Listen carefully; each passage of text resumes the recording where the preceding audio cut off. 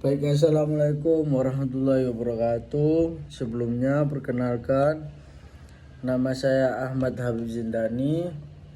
Saya di sini dengan NIM 2307116101717.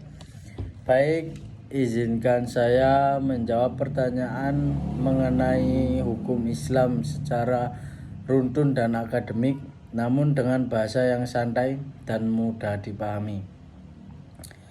Jadi hukum Islam bukan hanya sekedar hukum ibadah, tetapi merupakan sistem hukum yang mengatur berbagai aspek kehidupan manusia, melalui dari keluarga, ekonomi, hingga sosial masyarakat.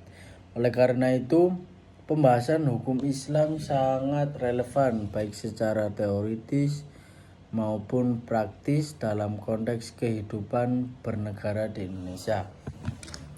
Oke, lanjut untuk soal pertama, yaitu jelaskan alasan akademik. Apa perlunya mempelajari hukum Islam ini?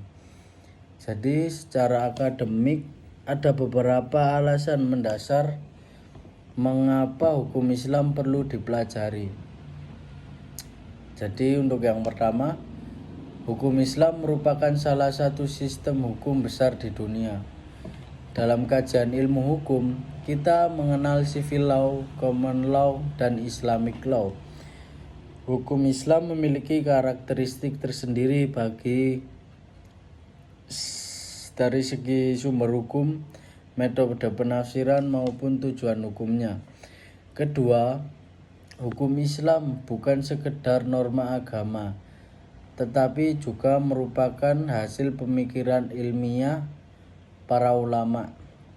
Jadi para ilmiah ulama ini seperti yang disebut dengan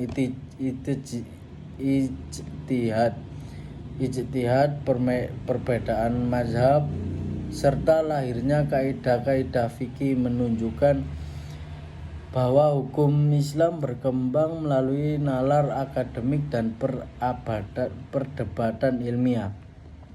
Untuk yang ketiga, menurut saya di Indonesia ini hukum Islam memiliki nilai sosiologis yang sangat kuat. Banyak praktik hukum masyarakat seperti perkawinan, warisan, wakaf, dan hibah yang sumber dari hukum Islam. Maka mempelajari hukum Islam berarti memahami hukum yang hidup di tengah masyarakat. Jadi hukum Islam ini sangat relevan di Indonesia yang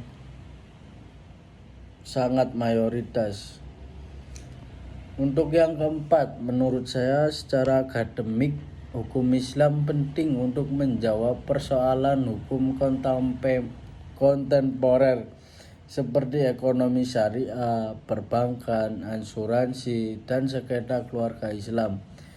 Tanpa kajian akademik, hukum Islam berpotensi dipahami secara sistem tekstual. Untuk soal yang pertama, menurut saya itu jawaban dari saya, kurang lebihnya. Dan selanjutnya kita lanjut ke soal kedua, di mana soal kedua ini dengan soal jelaskan kedudukan hukum Islam dalam sistem hukum nasional. Jadi dalam hukum nasional Indonesia, hukum Islam memiliki kedudukan yang diakui dan difasilitasi oleh negara. Indonesia bukan negara agama, tetapi bukan negara sekuler murni.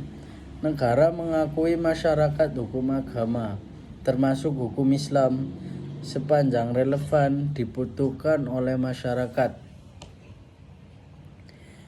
Jadi hukum Islam ini berkedudukan sebagai sumber hukum material. Apa itu sumber hukum material? Yaitu bahan pembentukan hukum nasional, berlaku khusus bagi umat muslim atau Islam, terutama dalam bidang hukum keluarga dan ekonomi syariah. Jadi hal ini terlihat dalam Undang-Undang Perkawinan, kompilasi hukum Islam, undang-undang wakaf, serta regulasi perbankan dan keuangan syariah. Jadi untuk soal kedua menurut saya yaitu tadi. Untuk selanjutnya soal ketiga. Soal ketiga ini jelaskan pola pemberlakuan hukum Islam dalam sistem hukum nasional. Menurut saya pola pemberlakuan hukum Islam di Indonesia dilakukan mulai beberapa cara.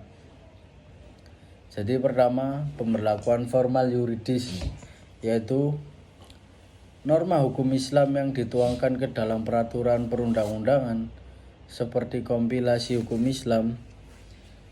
Dan yang kedua, setelah pemberlakuan formal yuridis ada pemberlakuan institusional, yaitu melalui lembaga negara seperti pengadilan agama yang memiliki kewenangan mengadili perkara umat Islam. Ketiga, pemberlakuan sosiologis, yaitu hukum Islam dipraktikkan secara nyata dalam kehidupan masyarakat meskipun tidak selalu tertulis secara formal. Untuk soal keempat yaitu berilah contoh konkret dari tujuan hukum Islam dalam melindungi harta dan keturunan. Berilah contoh konkret dari tujuan hukum Islam dalam melindungi harta dan keturunan. Contoh. Jadi salah satu tujuan utama hukum Islam adalah menjaga kemaslahatan manusia yang dikenal dengan muqasid syariah. Dalam perlindungan harta, hukum Islam melarang pencurian, penipuan, riba, dan korupsi. Jadi selain itu, pengaturan waris dan wakaf bertujuan agar tidak disalahgunakan dan dapat dimanfaatkan secara adil. Dalam perlindungan keturunan, hukum Islam mengatur pernikahan yang sah, melarang zina, serta menetapkan aturan nasab dari wali nikah. Semua ini bertujuan menjaga kejelasan garis keturunan dan stabilitas sosial. Jadi pentingnya hukum Islam ini menurut saya yaitu seperti pengaturan waris. Jadi di hukum Islam ada bab waris yang dimana itu menjelaskan tentang antara kakak, saudara, dan ibu yang mendapat warisan dari keluarga yang ditinggalkan itu, semua itu diatur. Jadi hukum Islam ini dimanfaatkan dengan secara adil. Jadi menurut saya itu tadi. Untuk soal selanjutnya yaitu jelaskan mengapa diperlukan ijma dan qiyas di samping Al-Quran dan hadis. Mengapa diperlukan ijma dan qiyas? Al-Quran dan hadis itu merupakan sumber utama hukum Islam. Namun tidak semua persoalan kehidupan diatur secara rinci di dalamnya. Ijma diperlukan untuk menyatukan pendapat para ulama dalam suatu persoalan hukum sehingga tercipta kapasitas hukum. Kalau qiyas diperlukan untuk menghadapi persoalan baru dengan cara analogi terhadap hukum yang sudah ada. Dengan ijma dan qiyas ini, hukum Islam menjadi fleksibel dan mampu menjawab dari perkembangan zaman. Jadi perlunya ijma dan qiyas ini sangat penting untuk di mana yang dulunya jadi kemana-mana naik unta, sekarang kan banyak kendaraan, jadi perlu ijma dan qiyas ini. Jadi gak dikit-dikit bid'ah, dikit-dikit haram, gak gitu ya guys. Oke, selanjutnya ini dari soal ke-6 yaitu Soalnya sebutkan urutan wali nikah dan status ayah biologis anak luar nikah. Oh ini. Jadi urutan wali nikah dalam hukum Islam adalah nomor 1 itu ayah kandung. Jadi selanjutnya dari ayah kandung, kedua kakek dari pihak ayah, ketiga saudara laki-laki kandung, keempat saudari laki-laki seayah, selanjutnya paman dari pihak ayah, yang keenam ini anak laki-laki dari paman, yang ketujuh ini wali nikah. Jadi yang paling penting dalam pernikahan ini yang jadi wali yaitu ayah. Jika tidak ada ayah berarti kakek dari pihak ayah, ya, dan seterusnya seperti tadi. Jadi ada urutannya. Kalau ini yang terlahir ini wali hakim. Jadi ayah biologis dari anak perempuan yang lahir di luar pernikahan tidak sah menjadi wali nikah karena tidak ada hubungan nasab yang sah. Jadi misal ada kasus nikah anak ini lahir dalam proses perzinaan, kayak bebas karena pergaulan bebas misal ya. Jadi ini anak dari zina ini kalau nikah ayah kandungnya ini tidak boleh menjadi wali. Jadi oleh karena itu anak ini, jika anak yang dari anak perzinahan ini menikah, dia walinya yaitu dari wali hakim. Jadi gitu. Untuk selanjutnya nomor 7, jelaskan perbedaan hukum waris, wakaf, wasiat, dan hibah. Hukum waris adalah, jadi hukum waris ini menurut saya pembagian harta ya, setelah pewaris meninggal dunia. Wakaf adalah penyerahan harta untuk kepentingan umum secara permanen. Kalau wasiat, pemberian maksimal sepertiga harta kepada pihak tertentu. Hibah adalah pembagian harta saat masih hidup tanpa imbalan. Jadi hukum waris ini sangat berbeda dengan hukum hibah. Kalau waris ini dikasihkan setelah orang ini meninggal dunia, tapi kalau hibah itu seperti sebelum meninggal ini sudah dibagi. Ini anak pertama di ini. Jadi gitu perbedaannya. Untuk selanjutnya nomor 8,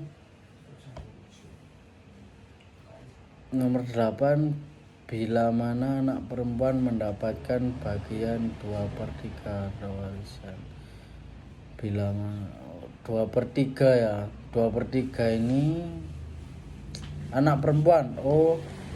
Jika anak perempuan memperoleh bagian 2/3 warisan apabila pewaris meninggalkan 2 orang anak perempuan atau lebih dan tidak ada anak laki-laki.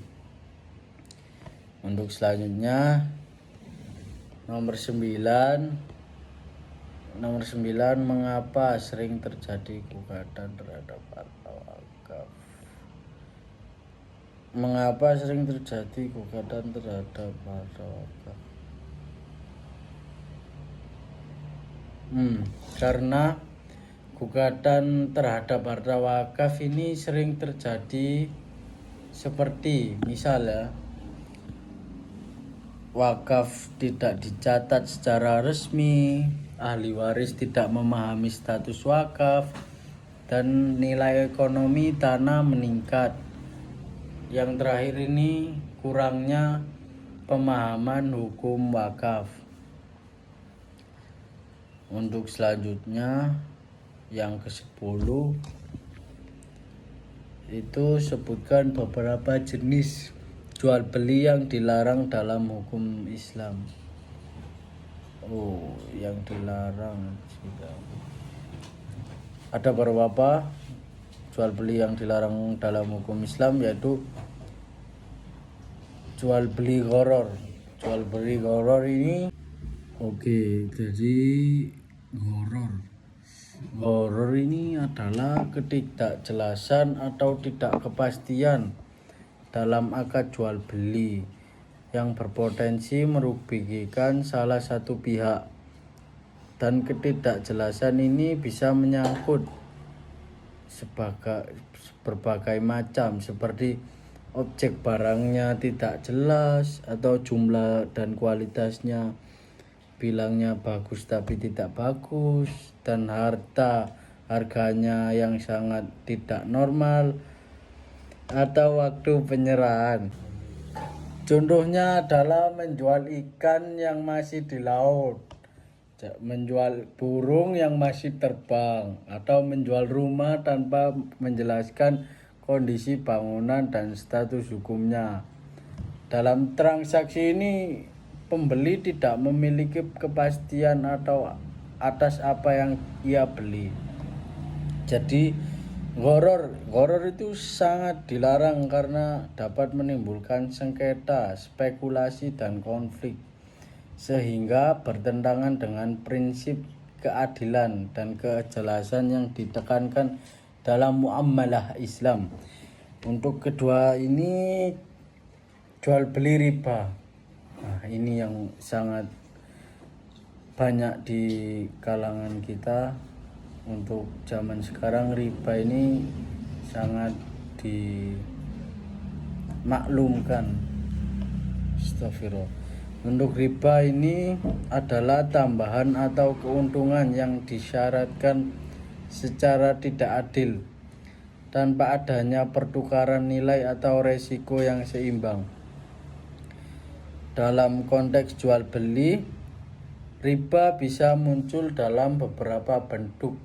Misalnya, pertukaran barang ribawi sejenis dengan takaran yang tidak sama, penentuan tidak tambahan harga karena penundaan pembayaran yang bersifat bunga. Jadi ada kayak jasa pinjam uang gitu, jadi pengembaliannya harus jika sebulan naik berapa bunganya gitu. Jadi contoh sederhananya adalah yang lain ini seperti emas namun tidak seimbang, atau menjual barang secara kredit dengan bunga yang ditetapkan sejak awal. Riba dilarang karena menyebabkan eksploitasi ekonomi, memperkaya satu pihak dan menekan pihak lainnya, terutama yang lemah secara ekonomi. Untuk yang haram ini, jual beli barang haram. Untuk jual beli barang haram adalah transaksi terhadap barang yang zatnya atau penggunaannya dilarang oleh syariat. Contohnya yang banyak sekarang itu menjual minuman keras, yang ya banyak toko-toko yang legal lah di kalangan kita. Untuk yang lain ini seperti menjual belikan narkotika, daging babi, bangkai, atau barang yang sejenisnya secara jelas digunakan untuk kemaksiatan. Meskipun secara ekonomi menguntungkan, jual beli ini tetap dilarang karena Islam tidak hanya mengatur keuntungan materi, tetapi juga nilai moral dan kemaslahatan sosial. Larangan ini menunjukkan bahwa dalam Islam tidak semua yang menguntungkan boleh diperjualbelikan. Seperti bisnis nightclub itu sangat menguntungkan, yang dimana harganya misal di toko-toko itu hanya 200-300 per botolnya, tapi di nightclub itu dilonjakan jadi 1.100.000. Jadi perbedaannya sangat jauh. Itu bisnis yang sangat menguntungkan tapi sangat haram sangat melawan syariat Islam. Untuk yang keempat ini penipuan dalam jual beli atau yang disebut tadlis. Penipuan dalam jual beli terjadi ketika salah satu pihak menyembunyikan cacat barang. Jadi misal penjual ini bilang, ini barangnya sangat enak, selalu diservis setiap bulannya, ganti oli, padahal bannya ini gak pernah diganti, ganti oli 5 tahun sekali. Ya itu menipu lah. Jadi mempengaruhi keputusan pembeli. Contohnya yang lain seperti seorang itu berpura-pura menawar harga tinggi padahal tidak berniat membeli agar orang lain ikut membeli dengan harga mahal. Praktek ini sering terjadi dalam lelang atau pasar daring. Najshi dilarang karena menciptakan harga yang tidak wajar, menyesatkan pembeli dan merusak mekanisme pasar yang adil. Larangan berbagai jenis jual beli ini menunjukkan bahwa hukum Islam tidak hanya mengatur sah atau tidaknya akad, tetapi juga menjaga keadilan, kejujuran, dan stabilitas ekonomi masyarakat. Oke.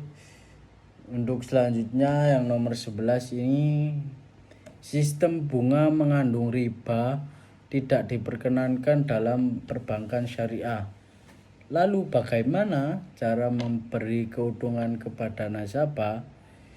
Oke, dalam perbankan syariah sistem bunga tidak digunakan karena mengandung unsur riba yang kita bahas tadi di nomor sebelumnya.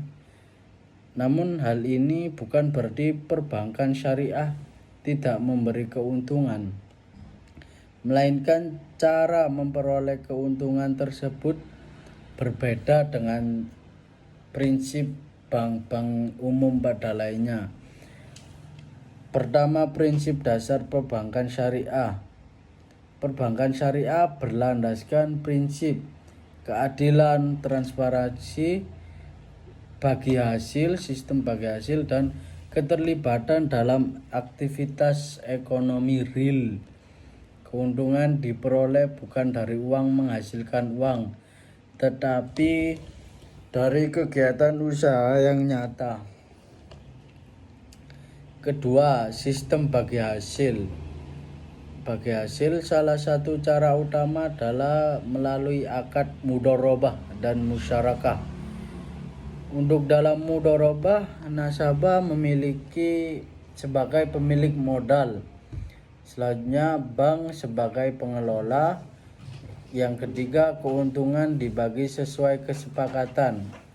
Dan terakhir, kerugian ditanggung pemilik modal sepanjang bukan karena kelalaian bank. Dalam musyarakah, yang pertama, bank dan nasabah sama-sama menanamkan modal. Untung dan rugi dibagi proporsional. Sistem ini mencerminkan prinsip keadilan dan kebersamaan resiko. Untuk yang ketiga ini tadi sistem jual beli dan margin keuntungan.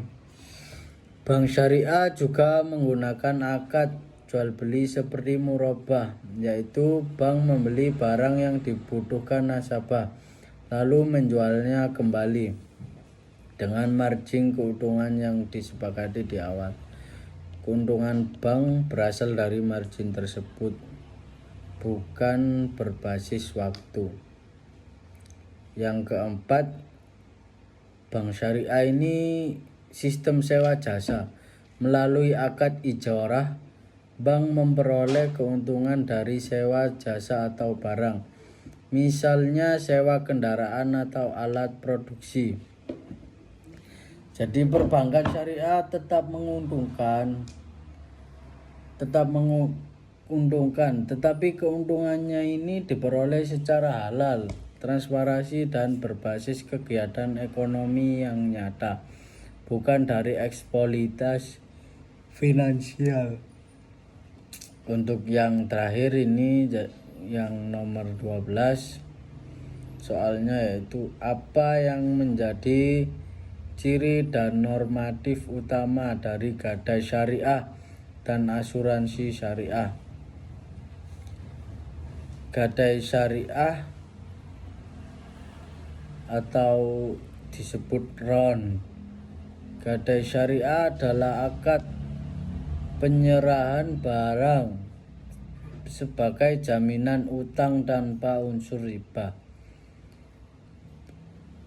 Ciri utama gadai syariah, ciri-cirinya itu tidak ada bunga pinjaman, biaya hanya sebatas pemeliharaan barang tetap memiliki penggadai. Motif utamanya adalah tolong menolong, bukan mencari keuntungan berlebihan. Gadai syariah hadir untuk membantu yang membutuhkan dana cepat tanpa terjerat riba. Untuk selanjutnya, asuransi syariah. Asuransi syariah adalah sistem perlindungan berbasis saling menanggung atau ta'awun. Ciri utama asuransi syariah yaitu dana peserta bersifat tabaruk atau dana kebajikan. Yang selanjutnya, perusahaan bertindak sebagai pengelola dan bebas dari riba, gharar, dan maisir. Jadi motif utamanya adalah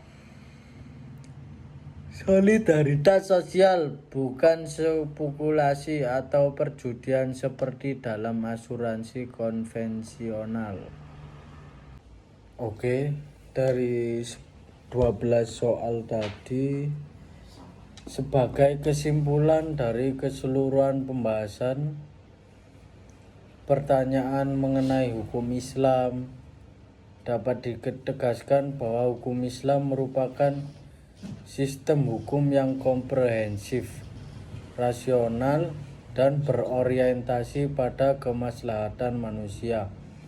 Hukum Islam tidak hanya mengatur hubungan manusia dengan Tuhan, tetapi juga secara detail mengatur hubungan antar manusia dalam kehidupan sosial, ekonomi, keluarga, dan kemasyarakat. Dari sisi akademiknya, mempelajari hukum Islam bukan sekedar mempelajari norma agama, melainkan mempelajari sebuah tradisi hukum ilmiah yang memiliki metodologi, sumber hukum, dan mekanisme penalaran yang sistematis. Keberadaan Al-Quran dan hadis sebagai sumber utama yang dilengkapi dengan ijma' dan qiyas menunjukkan bahwa hukum Islam mampu menjaga keseimbangan antara teks dan rasio, antara nilai ketuhanan dan realitas sosial.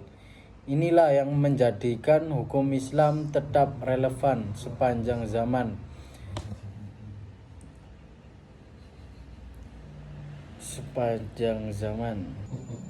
Dan mampu menjawab persoalan-persoalan yang baru yang tidak secara eksplisit disebut dalam nas. Dalam konteks sistem hukum nasional Indonesia, hukum Islam memiliki kedudukan yang strategis dan konstitusional. Negara tidak memposisikan hukum Islam sebagai hukum yang berdiri di luar sistem, melainkan sebagai bagian dari sistem hukum nasional yang berlaku secara selektif proporsional, khususnya bagi umat Islam. Pemberlakuan hukum Islam melalui undang-undang, lembaga peradilan agama, dan praktik sosial masyarakat menunjukkan adanya harmonisasi antara hukum agama dan hukum negara, bukan pertentangan.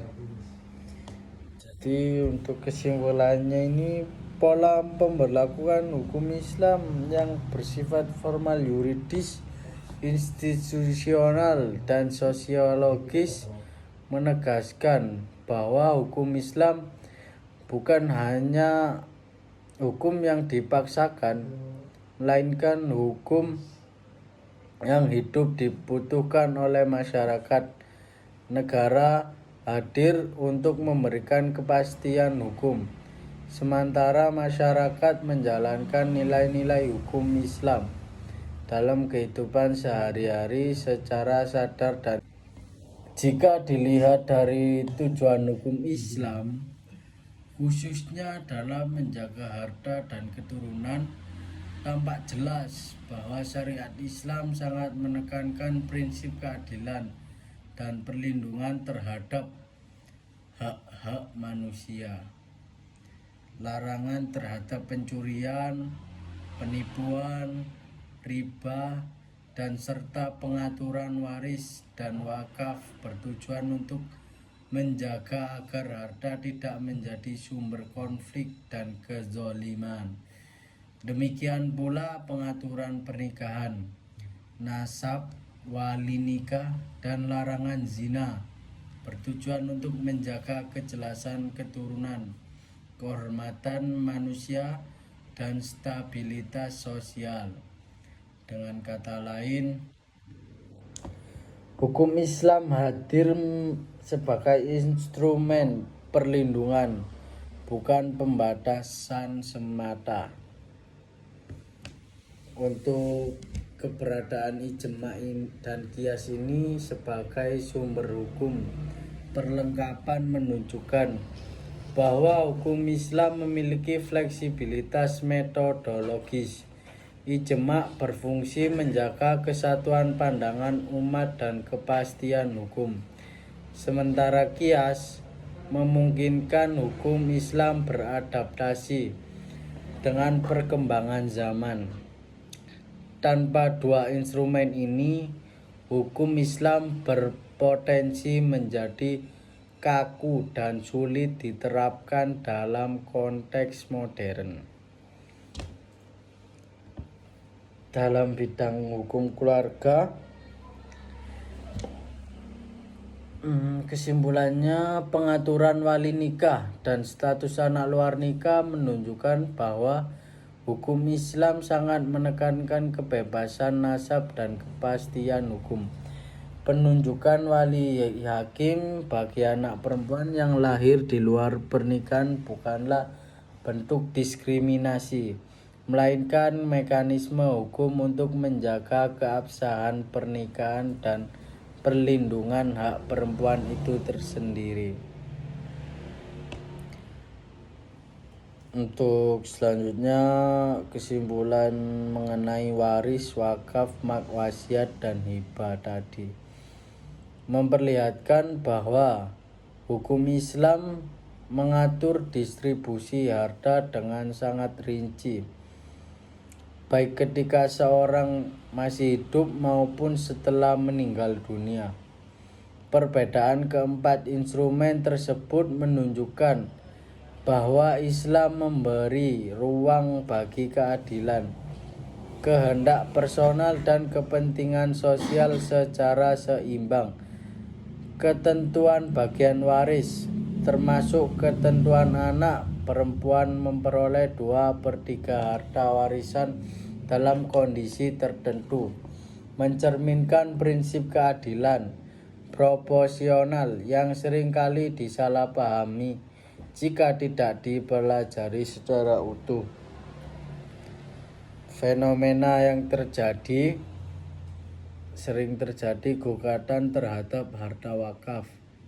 Itu menunjukkan bahwa kelemahan praktek seperti tidak adanya pencatatan atau kurangnya pemahaman hukum dapat merusak tujuan mulia wakaf itu tersendiri. Hal ini menegaskan pentingnya literasi hukum Islam dan peran negara dalam memberikan perlindungan hukum terhadap aset wakaf. Dalam bidang muamalah dan ekonomi, larangan terhadap jual beli yang mengandung gharar, riba barang haram, penipuan, dan rekayasa harga menunjukkan bahwa hukum Islam tidak hanya mengatur keabsahan akad, tetapi juga moralitas ekonomi. Islam menolak praktek ekonomi yang merugikan, menipu, atau mengeksploitasi pihak lain dan menekankan kejujuran, transparansi, serta keadilan dalam transaksi. Hal ini diperkuat dengan sistem perbankan syariah yang meskipun menolak bunga, tetap mampu memberikan keuntungan melalui mekanisme yang adil dan halal, seperti bagi hasil, margin keuntungan, dan sewa jasa. Perbankan syariah menegaskan bahwa keuntungan ekonomi tidak harus diperoleh melalui eksploitasi, melainkan melalui kerjasama dan aktivitas ekonomi yang nyata. Untuk selanjutnya, dengan gadai syariah dan asuransi syariah. Gadai syariah dan asuransi syariah ini menunjukkan bahwa hukum Islam ini menunjukkan bahwa prinsip tolong menolong dan solidaritas sosial dapat diterapkan dalam sistem keuangan modern. Gadai syariah hadir sebagai solusi kebutuhan tanpa adanya riba. Sementara asuransi syariah mendapatkan peserta berbagai subjek yang saling melindungi, bukan objek bisnis semata. Secara keseluruhan, dari 12 pembahasan tersebut, ini dapat disimpulkan bahwa hukum Islam ini adalah sistem hukum yang berorientasi pada kemaslahatan, keadilan, dan keseimbangan kepentingan individu dan masyarakat. Hukum Islam bukanlah hukum yang kaku, tertutup, atau tidak relevan, melainkan hukum yang adaptif, rasional, dan mampu bersinergi dengan sistem hukum nasional. Jadi, oleh karena itu, mempelajari dan memahami hukum Islam secara akademik dan kontekstual menjadi sangat penting bukan hanya bagi umat Islam, tetapi juga bagi pengembangan ilmu hukum di Indonesia. Dengan pemahaman yang tepat, hukum Islam dapat berperan sebagai sumber nilai, sebagai solusi hukum, dan sebagai pilar keadilan sosial dalam kehidupan berbangsa dan bernegara. Untuk cukup sekian dari saya. Kurang lebihnya mohon maaf atau ada salah kata. Wabillahi taufik wal hidayat. Wassalamualaikum warahmatullahi wabarakatuh.